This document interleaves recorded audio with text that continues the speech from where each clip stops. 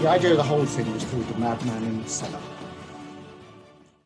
and starts with a quote by someone called Terry Real, and it says, "Family pathology rolls from generation to generation like a fire in the woods, taking down everything in its path until one person in one generation has the courage to turn and face the flames.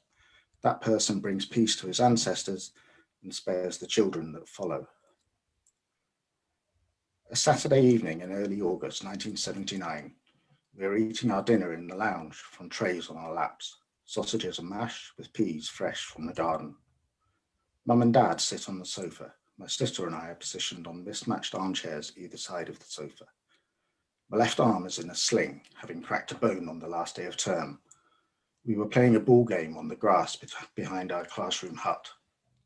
As I reached into the air for the ball, I was body tackled from behind by Stephen Gordon, a strange, whispering boy with a perpetual unsettling smile and a hangdog face mottled with freckles. The taciturn young Gordon dragged me sharply to the ground and I landed on my elbow. In those days of limited communication and with no transport, somehow Mum managed to get me to Torbay Hospital. After waiting for hours to be seen, I was sent for an x-ray. Stephen had cracked my humerus. They gave me a sling and we went home. That summer, I fell in love with music. On the beach, as the other village kids swam and splashed in the sea, I sat on the shingle with a transistor radio. The songs I heard then still raised the hairs on the back of my neck. I Can't Stand Losing You by the Police, My Sharona by the Knack, I Don't Like Mondays by the Boomtown Rats, and the first single I bought, Pop Music by M. Blondie, Two-Tone, New Wave, popular culture's response to the aftermath of punk.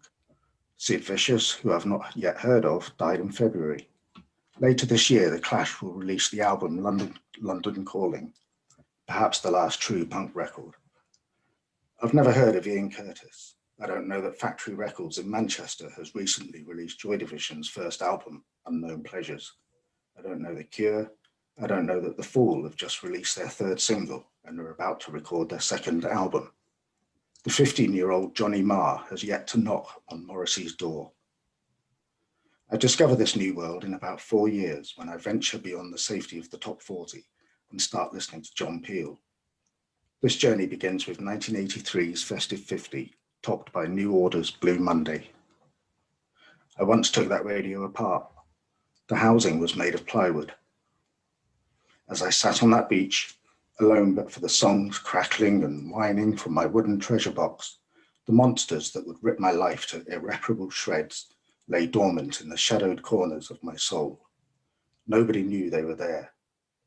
They waited patiently for the coming turbulent storms of adolescence when their destructive work could begin.